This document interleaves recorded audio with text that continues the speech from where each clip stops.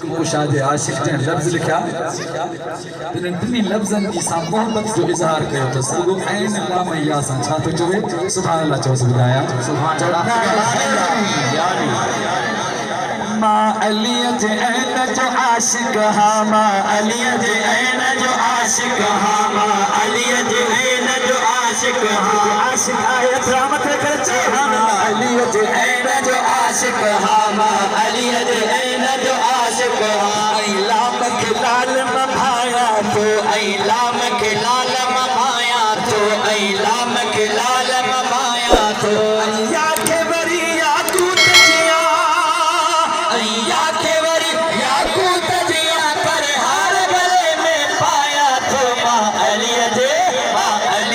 N जो आशिक हा इलाम के लाल मभाया तो मा अली अली अली अली अली अली अली अली अली अली अली अली अली अली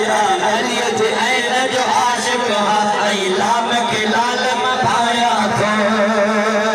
साईं पी पुरखी नारन हणंदो कर पी पुरखी नारन हणंदो कर ना पाक थी नालो न खणंदो कर ना पाक थी नालो न खणंदो कर ना पाक थी नालो न खणंदो कर जो है दर हक जी हस्तिया मुझो है दर हक जी हस्तिया मुझो है दर मुझो है दर हक जी हस्तिया तोखे गुड़न खपे मां बुधाया तो मां अली जे ऐन जो आशिक हा इलाम के लाल मभाया तो मां अली जे ऐन जो आशिक हा इलाम के लाल मभाया तो अली मोमिन मर्द कलंदर अली मोमिन मर्द कलंदर अली मोमिन मर्द कलंदर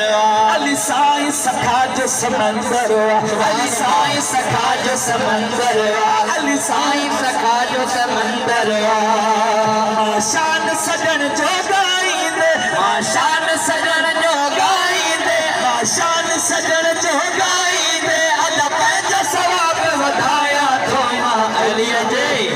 अली जे ऐन जो आशिक हा इलाम के लाल मभाया तो मां अली जे ऐन जो आशिक हा कहे अमीर जा